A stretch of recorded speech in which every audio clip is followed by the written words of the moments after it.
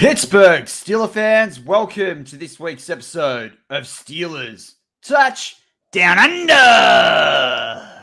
I'm Matt Peverell, joined by my co-host as always, Marky Davison. How you going, mate?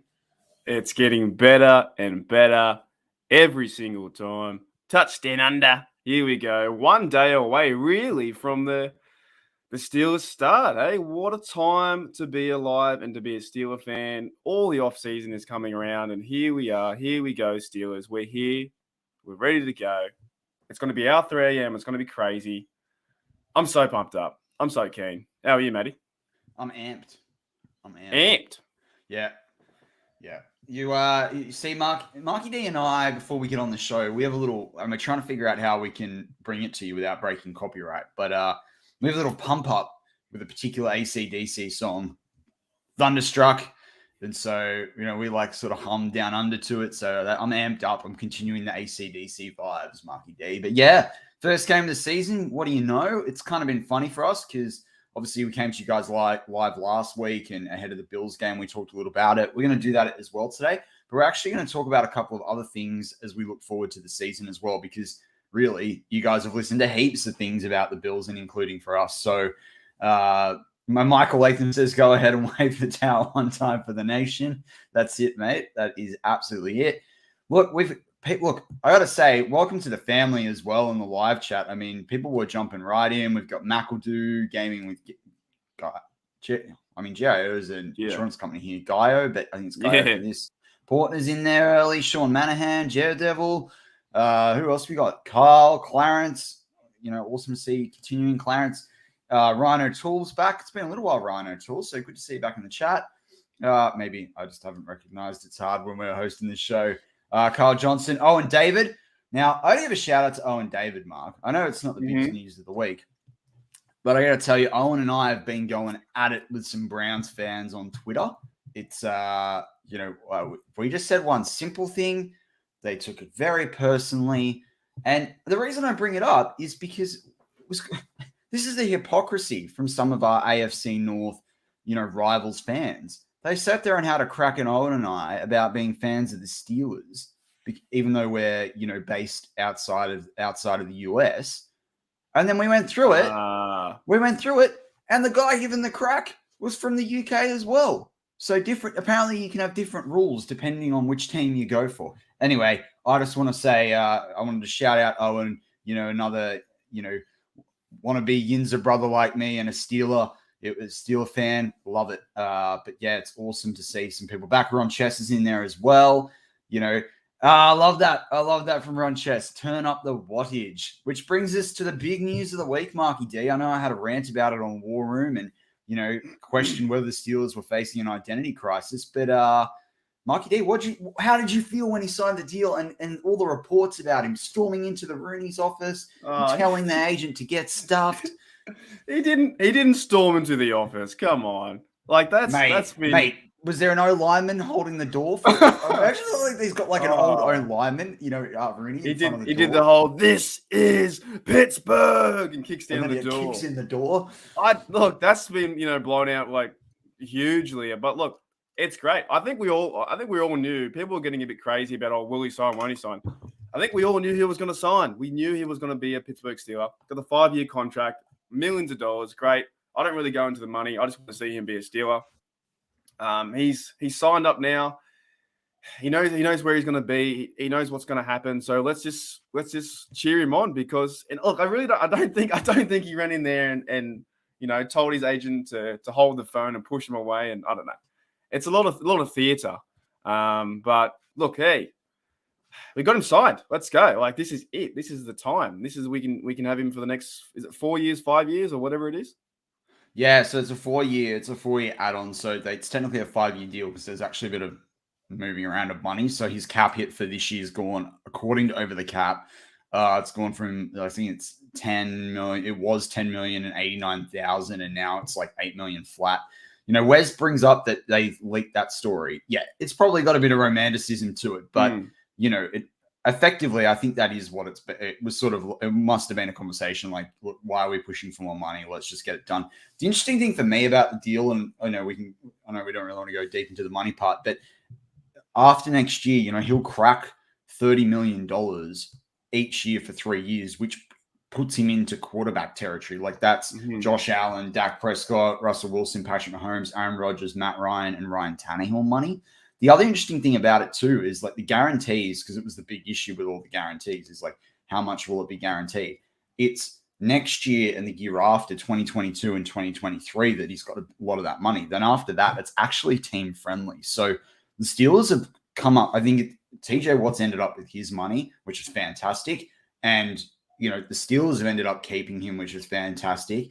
And we're in a really good position. And they can move some money around over future years too if Ben's coming back. And I think this is the thing is like, they're probably sitting there going, how does Ben feel? What's going to happen there as well? So look, as you said rightly, Mark, it's just fantastic to have him back. It's fantastic to lock him in. I would have liked to have seen it go on a little bit longer. I was happy for them to give him a 6 to 7 year deal and sign him up to his early 30s because I think he's going to be more expensive when we go around again. But hey, we got it done.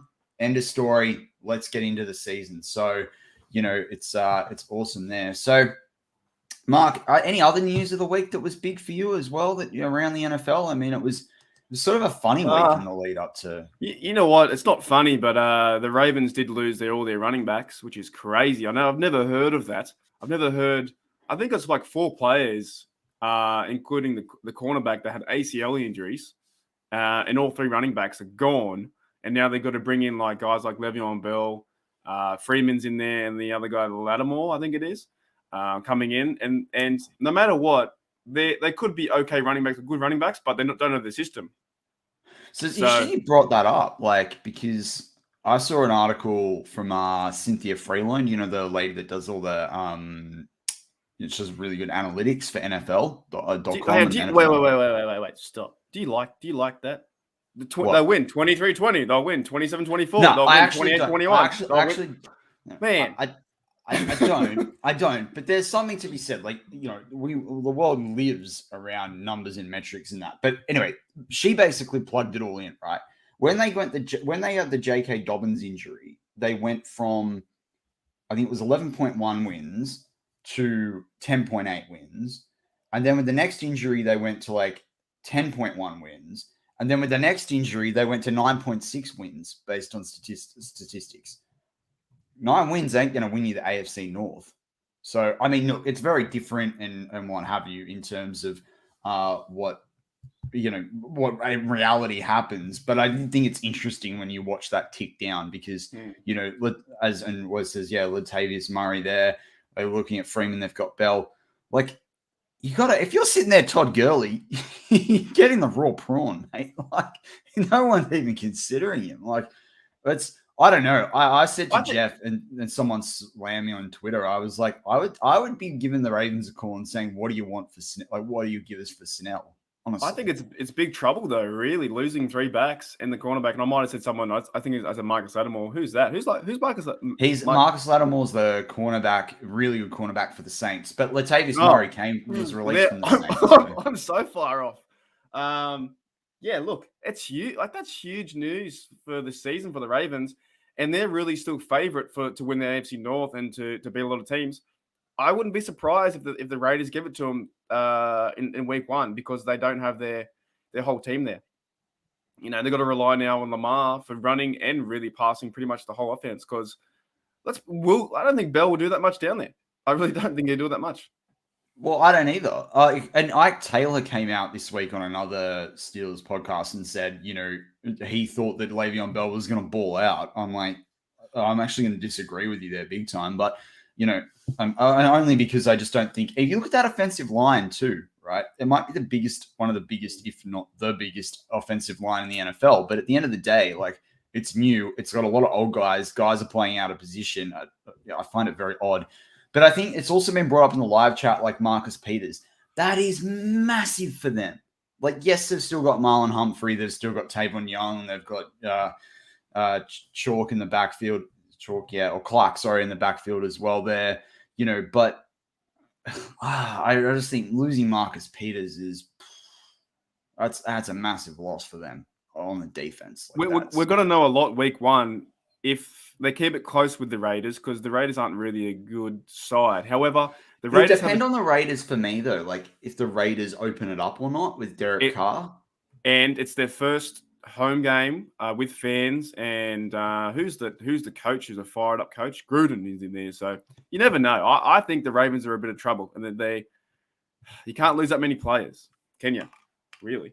So we'll see what happens. But we're not here to talk about the stinky Ravens. No, we're not. It was brought up in the live chat, and I had it written down in my notes as well. So I'm going to cover it. Portner brings up countryman Jordan Mailata just signed with the Eagles, the 4-year, 64 to 80 million, depending on the guarantees. And Portner says, "Can we scout another left tackle for the Steelers?" I don't know. Like they've got to come over earlier. Like if you're going to do it, but I know that there's a lot of increase in how many Australians are making it into the college football system and not in positions other than punter. But good on Mailata. Like, he copped a lot of criticism when he started, and he stuck at it, and he worked hard, and he put he forewent a lot of money that he could have made, early as an NRL player and tried to come over. So I'm all credit to him. And, I go back, I remember watching him live with the Good Morning Football crew on draft day, and they interviewed him and how big he was and what have you, even, and big even compared to NFL players, and what a good bloke he was. So, hats off to him, really. Hats off to him. So the thing is, Matty, like with a lot of NRL stars that go over there, like Hayne went over there and Holmes went over there. I just feel they go over there for a break. But whereas maybe Mailata bought in and had a real dig to change his life, and so you got to really celebrate those guys, because they've given up what they could have maybe a short-term gain for a long-term game, but it takes a long time to get it. Now, everyone cheers on the flashy player like Hayne. I didn't really cheer him on. I didn't really care, because I knew that he was coming back. And he did some things over there, and he's in a bit of trouble. But the other guy, Holmes, is too. Holmes, he was a receiver or a running back. He played for the Jet. I don't know who he played for. Holmes did. But he was a Cowboy. Jets, yeah. And then everyone's talking about him, and he did nothing. And then he's come back to the Cowboys. So, for me, you got to go over. Like, you got to go over when you're in your late teens, early 20s. Like, you can't go over at 25. That's the crux of it, really. But I know Portner says, he played juniors for like the Rabbitohs. He didn't really. I don't even think he played in the actual NRL. But anyway, is what it is. But Mark, so it was just sort of interesting, and I thought like there was a lot of sort of different interesting injuries that sort of happened this week in different people. But I think the breaking news this morning for us was that that Highsmith was playing, so I think that's really important. The other thing that we wanted to do, I mean, let's just bumper. Like, we came in, as I say, pretty amped up. But before we go into looking at a couple of things to preview the Bills game, and then obviously we'll move into part 2 after that as well. Is Mark, I know you've got some thoughts on this, so I'll just say a couple of quick things. Is that for us, our thoughts go out to all of you there in the US. It's 20 years since that, awful day that was 9/11 that changed the world. And people have got varying different views on it and what happened since and the rest of it. But regardless, there were some 3,000 plus people that never went home that day, and it was incredibly. It's just an awful, awful thing to happen. I think it was pretty crazy. I'll give one insight from the other side of the world that I remember, and that was we'd come home from an event. I was 10 years old. My mum had sat down and flicked on that she thought she put on the news, and she saw the plane in the first tower, and then she sat there and went, "Oh, I must be watching some crazy movie," and tried to flick the channels. And she was like, "This is the news." She's like, "Oh my gosh, what a terrible accident."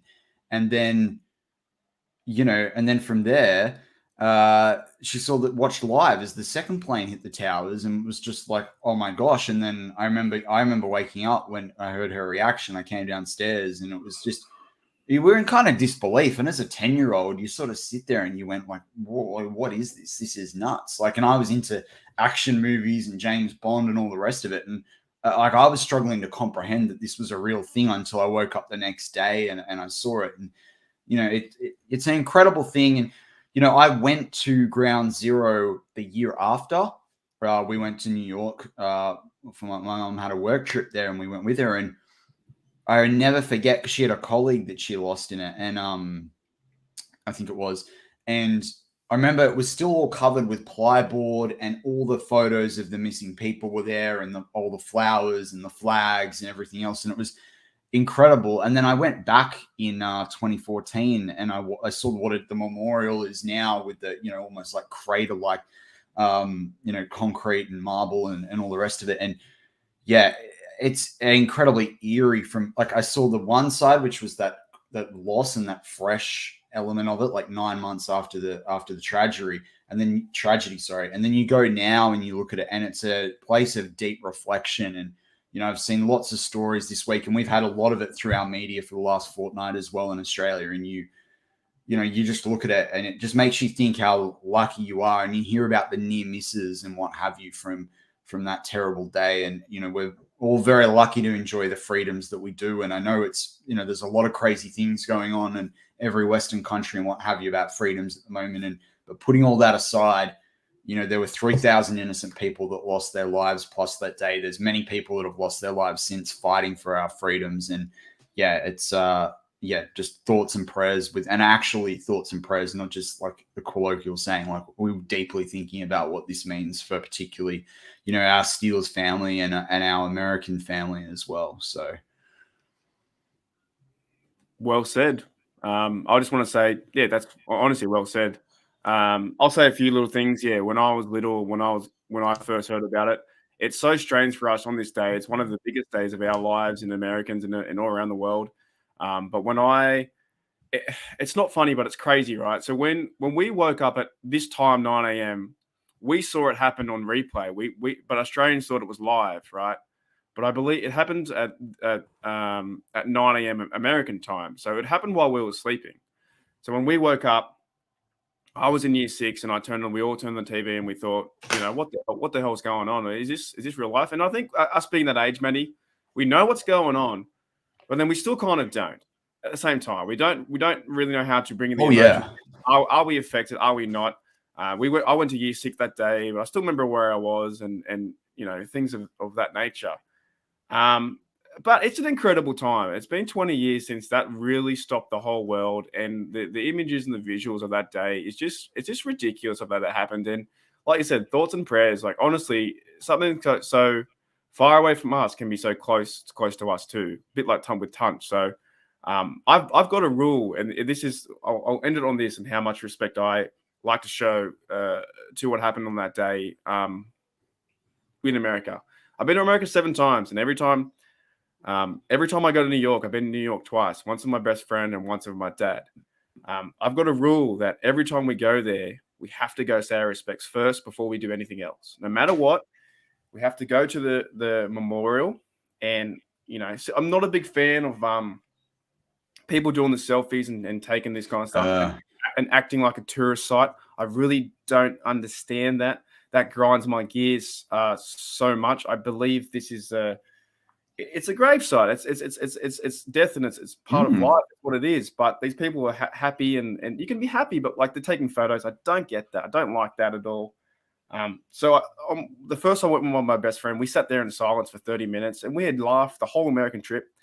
But it's something so close to us, and how real that it could have been us in Sydney, So my rule is, every time I go to America, and when I go there in the future, whoever I go with, is if I'm in New York, I have to go there first. And before I do anything, you get there and have your sleep. But the next morning, get a train down there and say respects, and then that's it. So, yeah, well, I'm getting a bit fired up, Matty. This is oh boy. Well, then let's get into it. Let's talk Steelers. Let's bring it back. Yeah. Let's be lighthearted, buddy. Jeez. All right. Well, I think we said what we needed to say. We said it right now. I know it's a big warm up, but we're in now with so Marky D. We're getting into the Bills game. I want to do a little bit of a preview before. In part 2, we're going to do usual Slinging the Slang. We're also going to redo our record prediction for the season as well, and obviously we're going to do live Q&A. We love the audience Q&A. It's one of our favorite things. We look forward to it. We want to give you guys some bumper time to do that as well. So, look, let's get into it with the Bills. Before we do, though, I did a bit of research, right, Mark? And did you know that over the last 5 or 6 years, there's been a shift towards passing on first down of the first play of the game? And in fact, play action has gone up from 30% over the last 5 or 6 years to almost 37%. So the first thing I'm going to ask you in previewing this week's game against the Bills, what is Matt Canada going to do with Big Ben and Najee Harris and the Steelers offense on the first play of the game? Okay, are you saying that Big Ben's going to fake it to Najee and then go deep to Quable for a 70-yard touchdown? You tell me. Or is it going to be a 1 yard up the middle Randy Feetner special? Not this game. If it was at home versus the Jets, yes.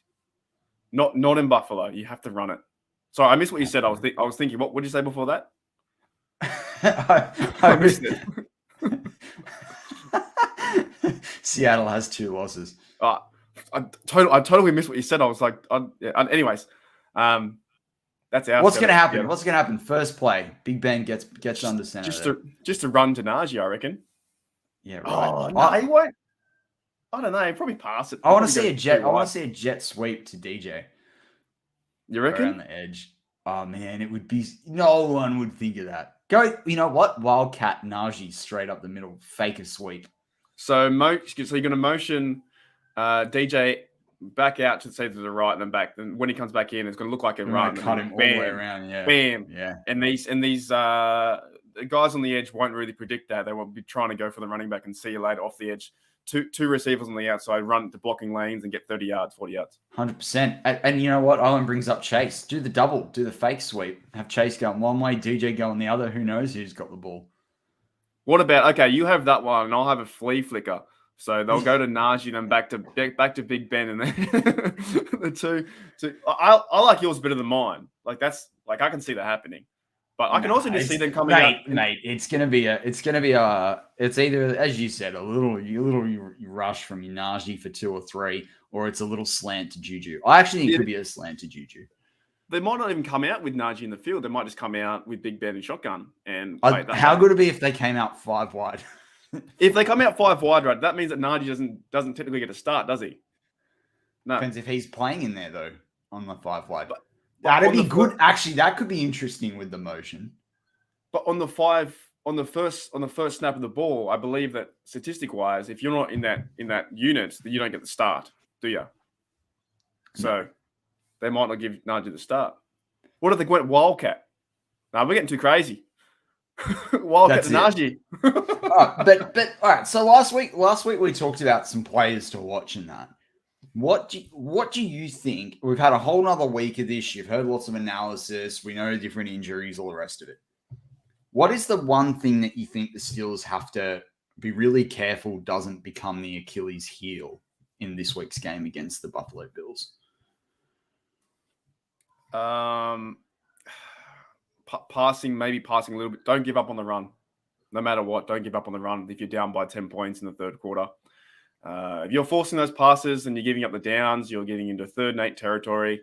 You kind of know where you're going to go. However, saying that, the flip side is Ben can make those plays. So 3rd and 8, it can normally go that way too. Don't give up on the run. If it goes nowhere, I really see big things. And I see Najee having a big game. I just like his confidence. I like the way he runs. I like the guy behind the O-line. It's a tough game, but I think Buffalo should be wary of us too. But just don't give up on the run, because no matter what, if we're down by 10 points, we can bring it back, and the run's going to help us. What do you think? Yeah, for me, it's interesting when you talk about that, because it's easy to say the O-line. I want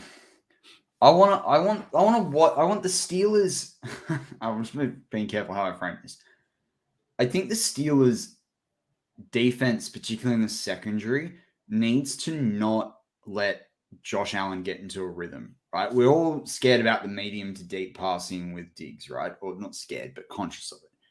But I don't want him getting a rhythm and getting confidence by getting a lot of short to medium, passes through to different people. And I think a lot's been made of the fact that, the Bills' tight ends are not particularly great. But I think David Knox is playing. And if David Knox is playing, he can actually do some stuff.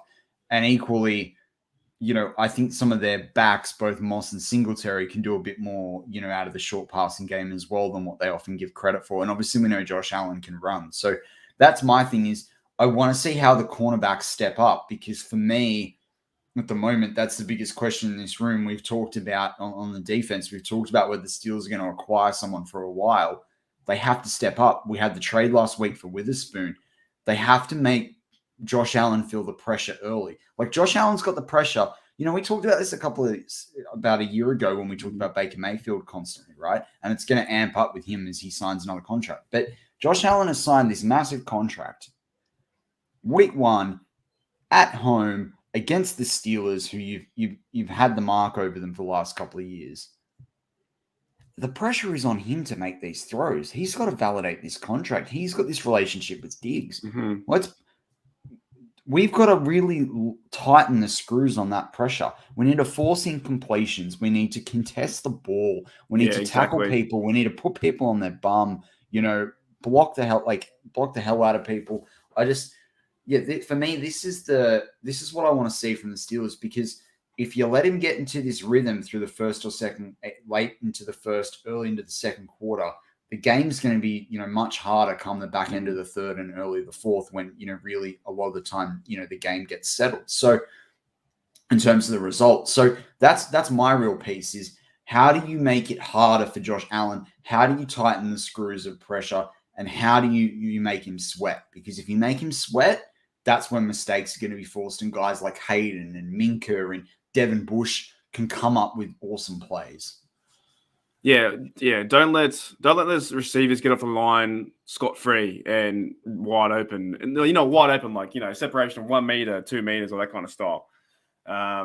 You want to see, I think you said it best when you said contested catches. Like, you want to see the receivers work for it to get the ball, and you want to see Pierre, Hayden, whoever's Sutton, whoever's corner, that if they can slow down the receivers off the line and be in their face, then the other blokes are going to come around the corner, and TJ Watt and those fellas are going to rush the quarterback. So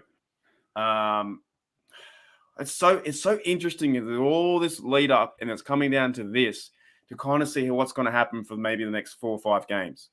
And it's a big game, but if these players, if they play better than what they did with the Browns and they turn up, I think the Bills should be worrisome. They shouldn't.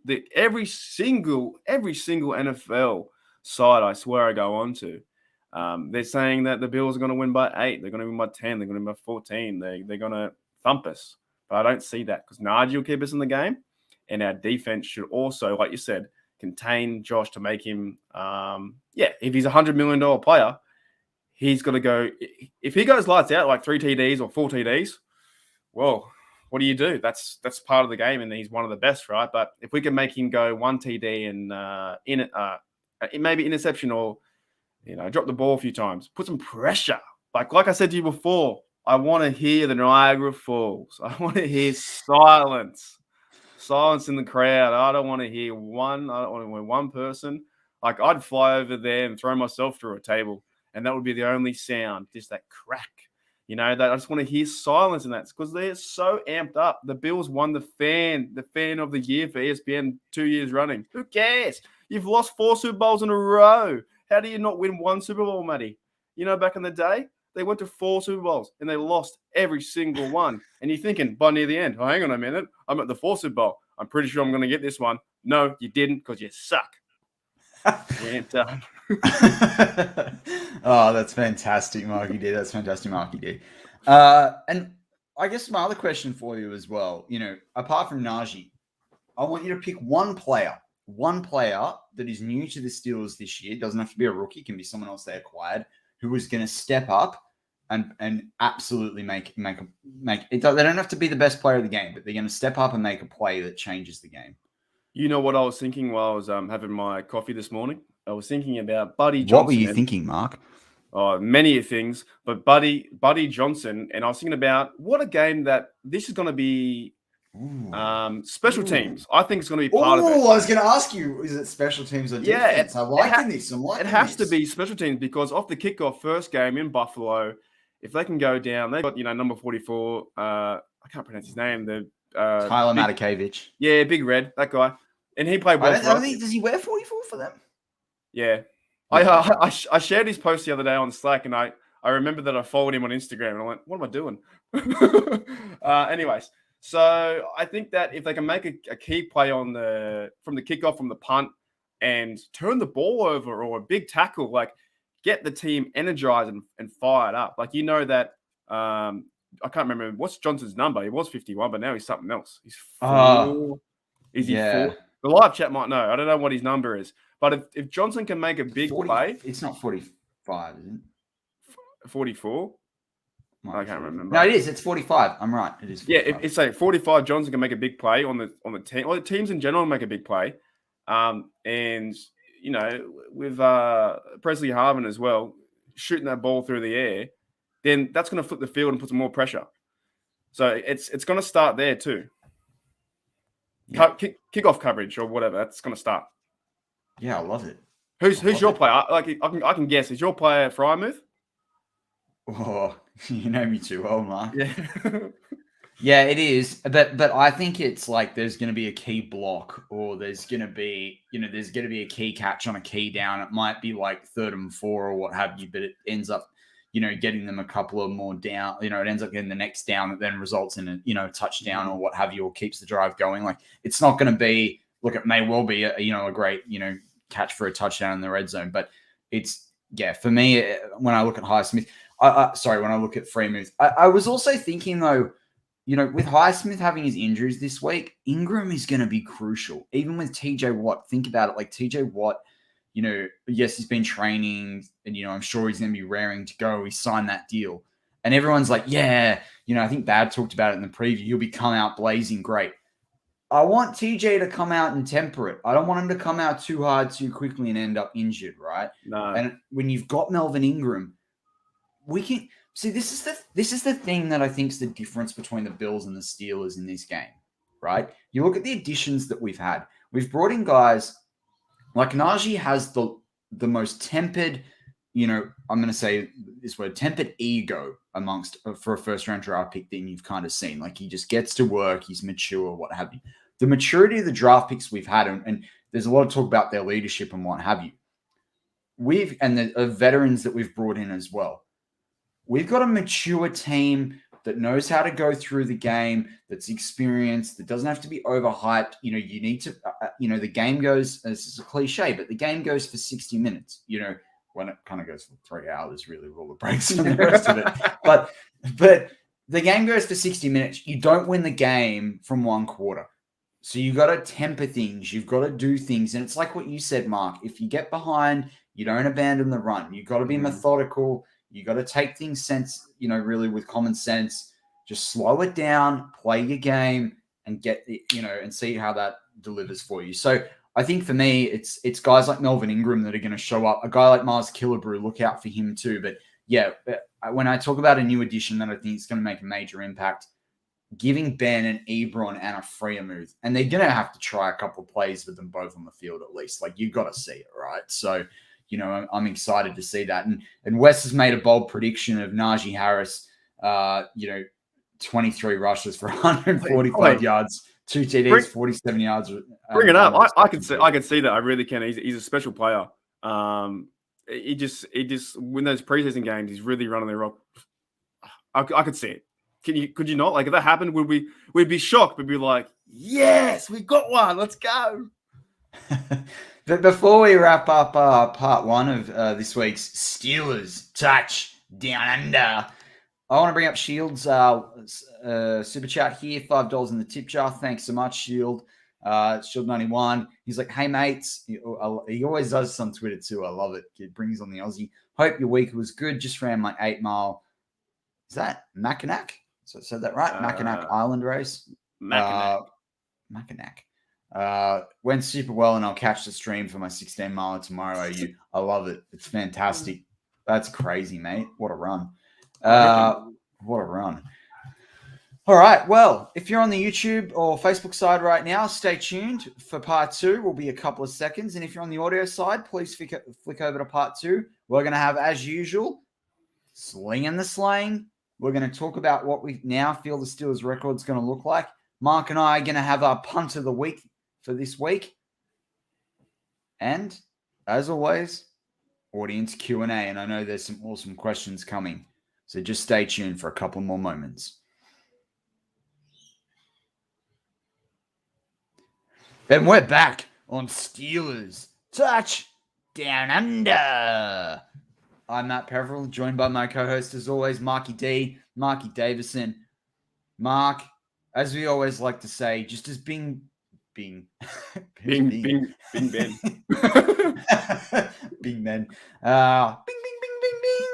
Anyway, it's just as Big Ben likes to sling the rock, we like to sling the slang. Marky D, what have you got for the listeners this week that's Aussie? Just before I do, you always make me laugh near the end of it, but I forgot we're doing punt of the week, so I have to try and think of one in the next 20 minutes.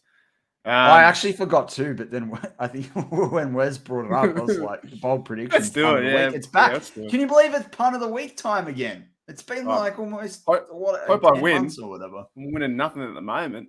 I got a funny one this week for Slinging the Slang. It's nothing to do with Australia. I just wanted to bring it up, and I want to see if you did this too when you were a kid. Oh, shoot. You can even do it when you're an adult. So I've got one that I used to do when I was a kid. I used to... Okay, you know when you go to a shopping center, right? And it's packed. It's packed everywhere you go, and you got like the little... The mall. You go to the mall. The mall, and you got the lines on the floor, and you jump in and stuff. What I used to do is, instead, I didn't do that because I watched football. I used to like pretend I was a running back, and I used to like use like people for blockers. Do you ever do that? Like the bigger the person, the better they were, like to try and get around different lanes and stuff. However, they were slower, so you like couldn't get around too fast. But I used to like try and get through the shopping center as fast as I could by using people as my blockers. Is that strange, or is that just me? What? Like, did you ever do that? I'm confused. What do you mean? Like when I was in the mall, the shopping center, right? If I had to go from A to B, the quickest route there, I would use like people who were walking around the center. I would pretend they were my blockers. Like, so I would like go one hole and then go the next and then do it. Yeah. Yeah, and then do like a jig step and go to the left and then like think, well, I'm going to follow this lady because she's on a mission to go to Cole. So I'm going to fall behind her because she's leading a good way to get there. Where this other guy's on his phone, he's walking slower, so I don't go behind him. Do you ever do that when you were a kid? I kind of do when I'm driving as well, right? Like if you see someone that's sort of charting a path through some lanes or what have you. Like, and I remember like each time I sort of moved to a different part of Sydney, I'd work out like the way that's fastest kind of thing. And I particularly, when I lived in one part of Sydney, I had it down pat so much, and I knew the way the lights changed as well with the timing. And I literally would weave in every single time I'd cross a lane, particularly to go this way, to go that way, or what have you. And I did it every time, and it made the route, a lot shorter. You can even lead your blocks too, so you can have one person in front of you for a good half a second or 3 seconds. Go, oh, next one I'm going to go up to here, then go like that. It's more in my mind when I was doing. I'm thinking when I was younger, I was like, I wanted to be a running back or play football. Not the size for it, but I just thought. But it does help though. It's pretty practical because if you need to get somewhere fast too, you got to go behind someone who's really fast behind you. You might get a double team. You might get a couple together as holding hands, like on a kickoff coverage. And like, I just try and turn anything to football, but I'm done. Yours? Live chat question: what's a drongo? Oh, like an idiot. Like you're a drongo. That guy's a drongo. Yeah. Yeah, I love that word. So mine for this week it's kind of slang. It's sort of that thing that we talked about where we say Band-Aid instead of a plaster, right? And in America, you guys have coupons. We have coupons here. But the thing that Mark and I growing up would have been on the back of a receipt from or I think you guys call them tax receipts, from like the grocery store, Mark. And on the back of them with the coupons, what did we call that? Do you remember? Like a docket? A shopper docket. Do you remember that? Yeah, and your parents would be like, "Oh, we're gonna get like," and particularly back when like Blockbuster was a thing, or Video Easy, which was like Blockbuster, or it might be like the dry cleaning or something like that. And you'd have the you'd be like, "Oh, I got a deal on the back of the shopper docket," or it'd be like for Pizza Hut or something, and you'd have like the 3 pizzas for 2 or whatever, and it'd be the shopper docket.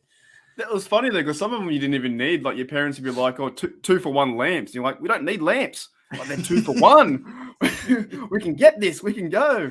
Or like carpet cleaning services, and then like every week it'd be like, "Oh man, I got the carpet cleaning service. I don't need that like every week." It was really funny. 50% off for carpet cleaning. You're like, we did that last week. What the hell? I don't need this. Yeah, but it's cheap.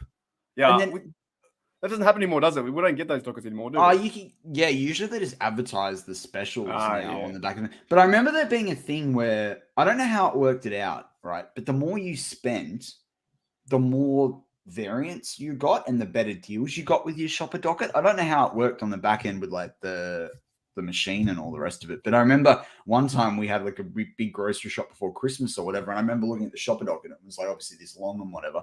But the deals on the back of it were like crazy. And I remember thinking, what, they have like separate little rolls of all the dockets in the back, and like it's just they all like move around. I don't know. Anyway, I thought it was very funny. But yeah, next time you get a coupon in the US, you can say, "Oh, I've got my shopper docket." Wait, did you ever cut? You know, when you went to Video Easy or Blockbuster, did you ever cut the date off and go, "Hey mate, here's my free DVD," and they're like, "Where's the date?" You're like, "I don't know. No idea. It must have just fallen off by itself. Must have just been the last bit of paper." Or when the shopper docket would have it cut off through the date or whatever, so you didn't know what it was. Well, you hold it there, like, "Oh, here it is, mate. Here you go. Here's my docket." Yeah, you hold it with your thumb, and you're like hoping that. Pretty sly down here. Wait, there's one more for slinging the slang, as my voice goes. Browns fans are drongos. Yes, they are. All of them. Well, yeah. I mean, for Owen, David, and I, if people haven't caught part one, Owen and I are fighting a few Browns fans on Twitter at the moment, but is what it is. Anyway, enough of that. So, Mark, we said we were going to do it, right? And we almost missed it. We predicted the record back earlier in the off season. I'm pretty sure. I think it was 13-4. I had written down for you, and I think I had 12-5 or 11. I think I finished 11-6. But, as I said, we talked a bit about the Bills last week. We talked a little bit about the Bills this week. We know the team roster now. We know where some of the injuries are falling. We know Tuitt's going to be out for a little while as well. We know Banner is going to be out for a while too. So I thought, why not quickly, before we get to the Q&A, let's quickly punch through the roster real quick. Let's do it. Not the roster, the Steelers, opponents this season, right before we go into the Bills game. Mm-hmm. Obviously, we'll check this in the bye week as we usually do. But I'm keen to sort of, get where you're feeling now as we go through the record. So I want to go pretty quick fire through it. I want to leave time for Q&A, but of course, like bring up and challenge me on something, if I give my take on a result. So I'm going to go to you, I'm going to ask who's going to get the win. And I want to get a rough points differential, either 1 to 10 or 10 plus for whoever's going to win that game. And we'll take it from there. So let's go. Week 1, Buffalo Bills. Yeah, I've got Steelers by 4. I just think they can win. So 1 to 10. Okay, cool. All right, I've got I'm going to go Steelers as well, even though I've gone differently on other platforms. And I'm going to go 29-23. So I'm going. I can see that. It's close for sure. I can definitely see that. Okay, next week, Las Vegas Raiders. You know what? Stuff it. 45-0. We're at home. 5-0. Let's go. Come on, let's go. Yeah. I'm going to go 36-21 for that game. You're going to give him 21 points to Derek Carr in Waller's a good player, mate. Josh Jacobs can run the football, So there we got them. And then what about week 3 versus Cincinnati? Oh, next. What's the score, mate? Oh, you want to score? 31-9. They can move the ball, but they can't score. Yeah, right. I'm going to say... Yeah, but the Steelers... I'm going to say 38-16. So both got the Steelers at 3-0, which is interesting. They go to Green Bay. What's going to happen there at Green Bay? I think we get held in check. I think we might lose. Maybe we lose this one. We lose by 14. So let's say, shoot. Now I can't do the math off the top of my head. Just say lose by 14. Yeah, I think Green Bay gets. Green Bay wins because they're really good, and Rodgers is just sneaky. I don't like him. I don't like Rodgers, but he's sneaky and he plays hard he plays to win. So I'm gonna say 33-31 Green Bay. So, very similar to a few years ago, wasn't it? Yeah. Okay, I think it'll be similar to the Bucks Cowboys that we saw. And I think you can have a really close game. What a good game that was too.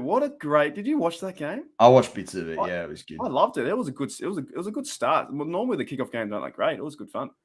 All right. And how about Denver? At home. Oh, I think we just win. Maybe we win 26-24. Denver's a good team. Denver's got a good defense. They do. But I actually think the Steelers light them up in this one. I reckon this really? I think this is a 42-31 game. Really? Oh, no. Sorry. No. 42-28. Right. Yeah. But they've got Big Ben opens them up. Teddy Bridgewater, don't they? Yeah, I think he's going to throw interceptions. I think the Steelers defense is going to go nuts. All right, I like that. How about versus Seattle? Yeah, are we playing at home for Seattle? Oof. I like us at home. I really do. So we'll go 31-29, really close again. I'm starting to sound like Cynthia. Damn. I'm doing all like the close scores, aren't I? Maybe it's hard than what I think. This is a hard one with Russell Wilson. Anything could happen here. I reckon you're looking at 28-27. Yeah, real close. Yeah, it's two good sides. Russell Wilson is a fan. Actually, I'm going to go 31. They get a field goal as well. 31-27. All right. Geez, we're real close there. Okay, so then we have the bye, and then they go to Cleveland. What happens there? Oh, let's light them up. We have to. By this time, we played 6 games, 7 games. Where Najee knows what's going on. TJ's really turning it up. Our defense is lighting people up. We're in a bit of a groove. I think we can beat them. I think we're going to be a high score. I think we're going to be 37-24. I think the Browns are still in it, but 37-24. 37-24. Yeah. Yeah, right. I think they got to go in there and do something here. They got to blow them out of the park. They really got to do that. I'm going to say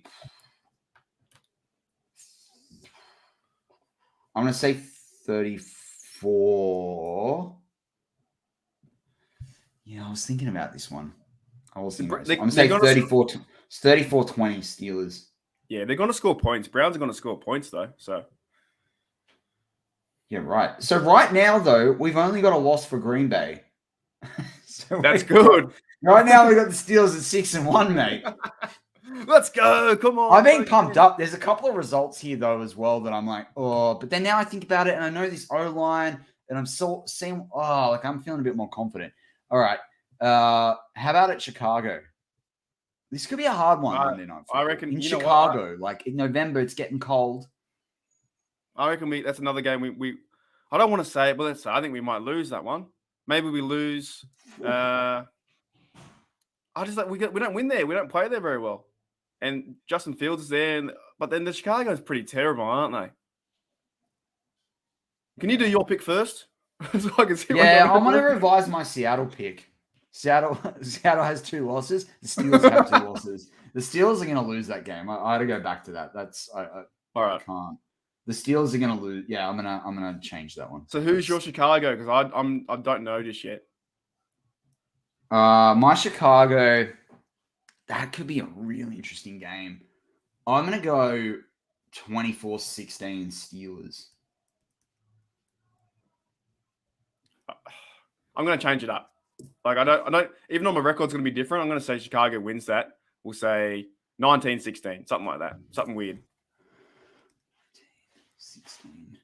I could see that because if their defense and Big Ben's struggling or he's out injured or he's they've got him off on a game break or something like that. So then at this point, the Steelers are what's this? 8. We're 6-2. 6-2. All right. How about versus Detroit? Oh, win. Oh, man. Boy, 49-0 again. Where are we playing at? Was it Steelers? At home, yeah. Oh, line them up. Let's go. Let's go. Yeah, we'll go 49-0, like you said. That's my old number for my old house when I was growing up. 49-0, Steelers win. All right, I'm gonna say this is I reckon though that it'll get out of hand and they'll sit Big Ben even if he even plays. So I'm gonna say that sort of tempers a bit. I reckon it's 35 to 13. Yeah, I don't see the Lions scoring many points. With our fans there too, and if we have a loss after Chicago, then the defense is so good in our home stadium. Let's be honest. How about the Chargers away? The old Chargers, eh? Oh, Chargers. Let's go a shootout. I think maybe 37-35 Chargers. No, you can't. Yeah. You can't get 30. How do you get 37? You can. You can get. You can kick 3 field goals and score 4 touchdowns. Yeah, let's do that. With Chargers, they're good. They're 37-35. Did you say? Yeah. All right. Yeah. Herbert's gonna have it over them here. I reckon this is a 38-24 loss to the Steelers. Yeah, a lot of points, right? Yeah, for sure. Yeah, but the Steelers he's gonna get outgunned here. All right, and how about since we go to Cincinnati? What happens there? Oh, mate, what did I say last time? What did they lose by last time? You had them winning 31-9. If they're going into Cincinnati, they're going to score more points. So maybe it's going to be. We have to play better in this game. So 38-21 Steelers. 38-21. I had the Steelers dropping this game. I still really? I said that the first time we did it. I still think it's going to happen again. I think they'll turn up against the Ravens and the Browns, but I think they're going to drop one against Cincinnati. So I think this is a 24-29. I said that too, but then I realized how much I hate the Bengals or the Bungles. So, and everyone go into the Survivor on the Survivor thing we do at BTSC. If you're joining that, my name is the Bungles are terrible. So that's what I know about them. Mine's I hate Marcus Allen. Fair enough. So I still think I've only got you here at 2 losses. No, I got 3. I think I'm 8-3. You got Chargers. You got Green Bay and Chicago. And Chicago, that's right. So we both got 3 losses. Okay, cool. And then Baltimore at home. You know what? I think we beat them. I reckon we beat 28-17. Ooh, I like that. I don't like the Ravens. To me, they could be the 4th in this division. I think they're going down. Yeah. I'm going to call it 24-16. I think the Steelers run out the clock with this one. So, yeah. All right. Minnesota away. This could be anything. Some people are tipping Minnesota to come back. Other people are tipping them to be worse. This game could be anything. Minnesota, for me, is the team I can't figure out. I don't understand them. They have a really good team on paper, and they go out there and they get beat by 50-0. So I could even see them, the Bengals, beating them this week, the first week. Because I don't know. I don't know what they are. I don't like Kirk Cousins at all. But how do we win in Minnesota? What if Kellen Mond's playing though and playing lights out and indoor stadium, rookie quarterback, got nothing to lose? Let's go. Shoot. Win by a field goal, 34-31. 34-31. All right. I've got a similar score to Sean Manahan, actually. I was going to go, similar. Yeah. I was sort of thinking the Steelers get around 27-28 for this, but I think Minnesota can put up 20 as well. So I'm going to go 28-20. Steelers. Yep, cool. But also, like, this could explode. Think about Big Ben indoors. Like, that could be pretty cool, you know. And by then, if Presley Harvin is injured, and they might have released, I think they signed Jordan Berry, they might release him, and then we can have Jordan Berry kick inside the stadium. No, that's not going to happen. Don't even say that, mate. I love Mark. That's not going to happen. Versus Tennessee. See, for me, this is probably the game that I think I said last week. Is this the one I'm looking forward to the most? I think. Oh, this will tell you where the Steelers are at. Are we playing? We're playing at home. We're playing away. Yeah, playing at home before we go away to Kansas. I want to say we win. I think we win. Close game. 23-18. Something weird. Can you get 23-18? Can you get 18? Yeah, stuff it. You can. I hope that's not from a safety. Interesting. I'm going to say 26-22. I love this chat from Steelers Pittsburgh. We eat rookie quarterbacks for breakfast. I love that movie. We can't say it online, but I love that movie. That's great. You know, from the Adam Sandler, the golf. What's it called? The golf one? I can't think of the Happy movie. Gilmore. Happy Gilmore. That's it. Yeah. We eat rookie quarterbacks for breakfast. All right. Here you got Kansas City Chiefs, the big game. I reckon this is another humbling one. I think we lose. By, and we're playing in KC, aren't we? Yeah. I don't know a score, but I think we lose by, same again, 14 or 17 points. It's going to be really hard. Really? Lose by it's going to be hard. It's hard in KC, mate. It really is, I think. Mate, I think we get done as well, but I think we only lose by 12. Right. Yeah. So I think that puts you at 4 losses, and I've got 5 losses. Yep. That's what I've got written down. Awesome. And then we go have Cleveland at home. What happens here? I reckon we sweep the division. I think we have like our chances against the Bungles and the Ravens. I think we can beat them at home. High scoring again, maybe 31-20. You know what? No, don't let them have points. Stuff that. 35-6. They're going to have 2 field goals. Far out. Okay.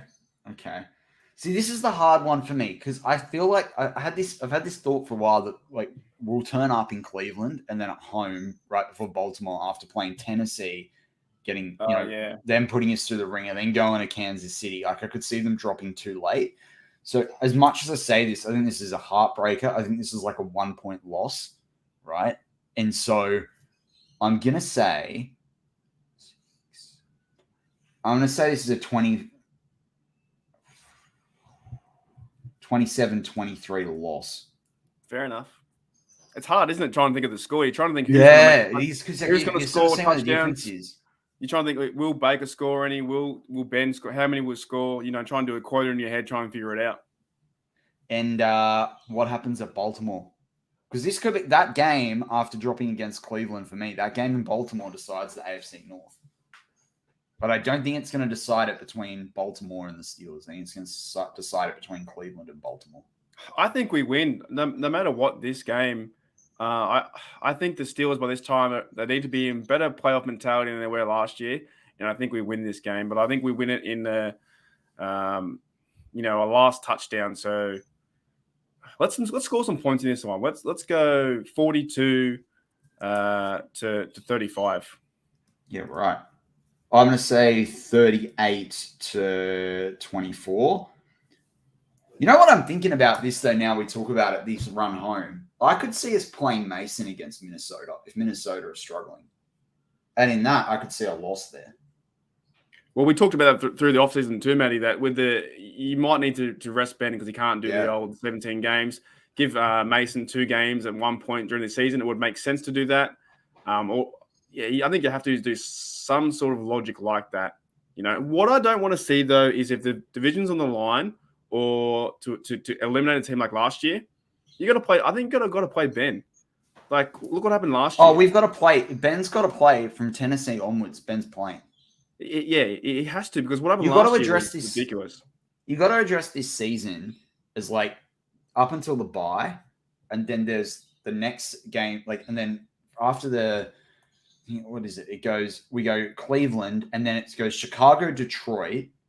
Right, those you got to see that as sort of a couple of separate games. Then you got to go and win against the Chargers, Cincinnati, and Baltimore, and then I think with like Minnesota, like, you got to chop these games up a little bit into 2 and 3 game stretches and work out what you're going to do. Like, does Big Ben play the whole game? Does he play half a game? Does he play at all? Does he play 3/4? They're going to have to work out what this system looks like. The same thing with TJ Watt, the same thing with Joe Hayden, the same thing with Devin Bush, and that's why Joe Schobert's an important addition.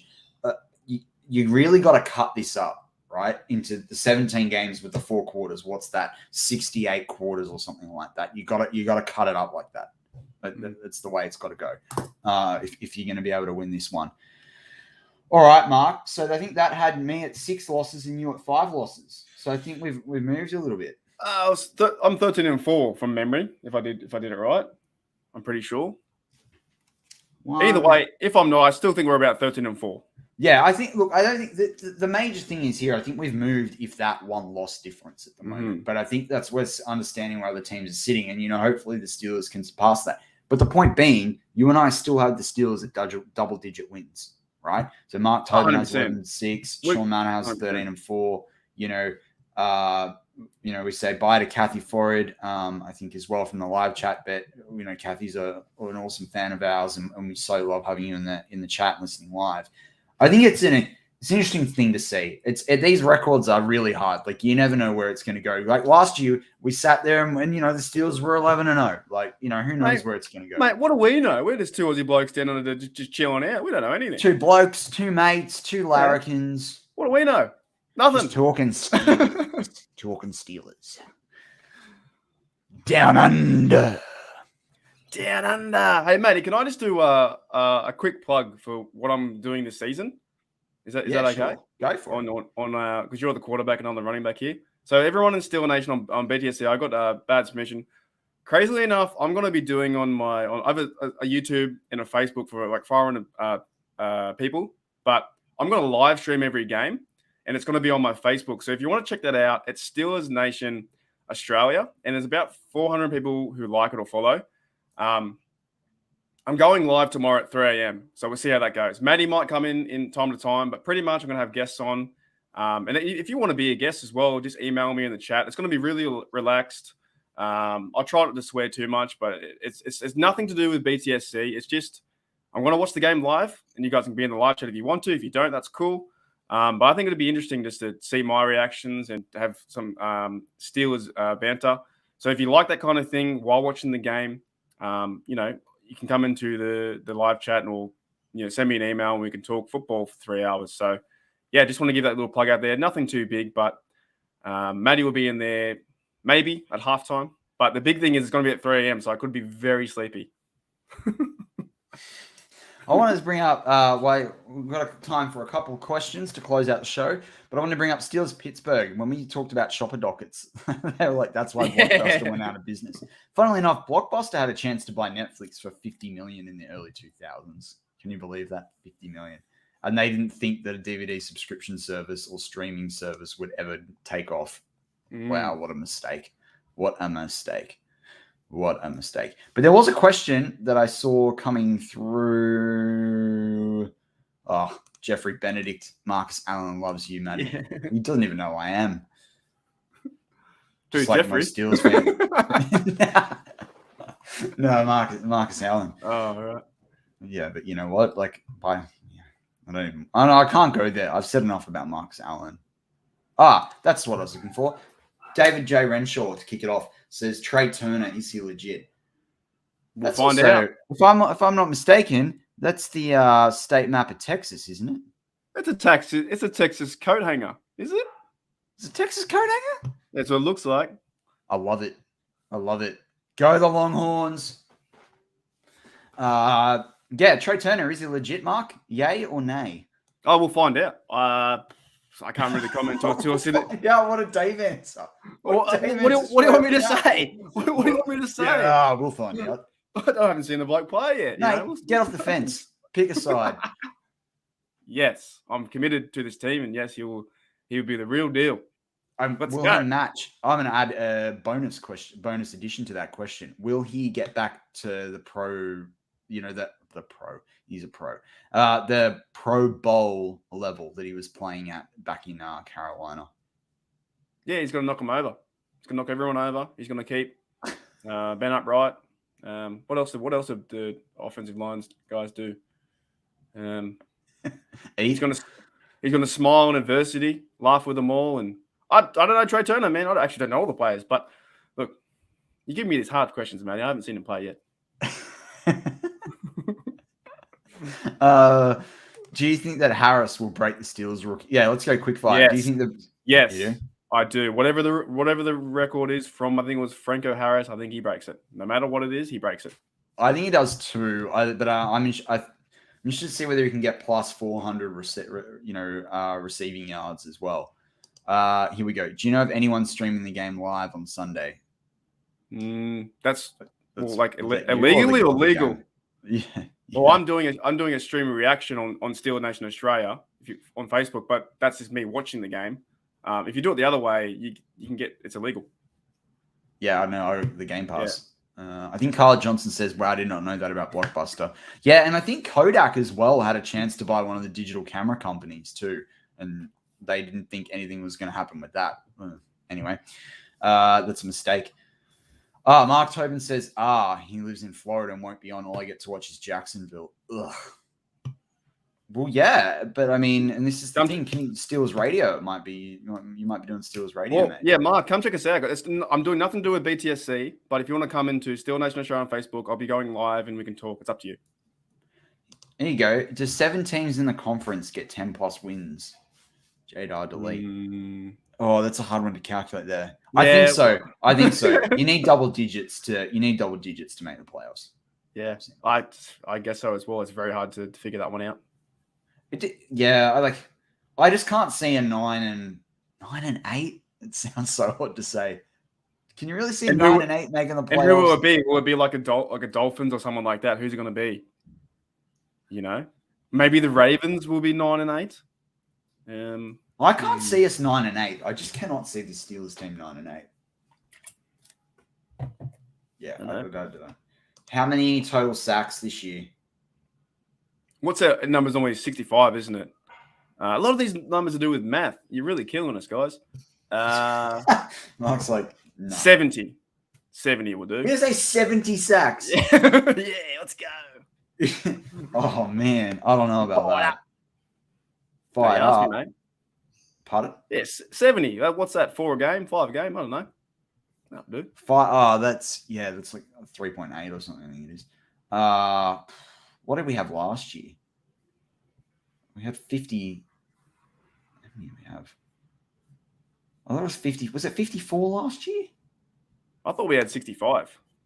I'm probably getting mixed up. We had 56 last year. Oh, right. I'm going to say 61 sacks. All right, I'll come back then. I'll say 65.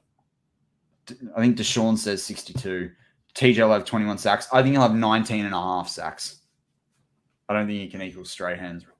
Strahan? Yeah, his record or co-record. Yeah, I don't see that happening. What's the running back rotation this week, and what will it be when after McFarland's return? Well, I think Bilal should back him up. It's clearly we had that question last week. Yeah, I think Clarence, you asked us that last week. CW, you're trying to trick us again, mate. We haven't seen the game. I don't know. I have no idea again. Maybe Snell in there, then McFarland at the back. Although in preseason as well, Najee did a big run and then McFarland came in. But I think McFarland could be injured. I'm not too sure. Turner, Steelers Pittsburgh says Turner only needs to be serviceable, and I'll take that. Cool. Jeffrey Benedict throws shade on you, Marky D. Hey, I know it. Look at this. I know what's going on. He's got the playbook, mate. I know the coach's helmet and the play sheet. Trey Edmonds is. I know that guy is. Derek Watt. I know what's going on. Someone says sellouts. I'm confused as to what we're selling out. Isn't it national on CBS?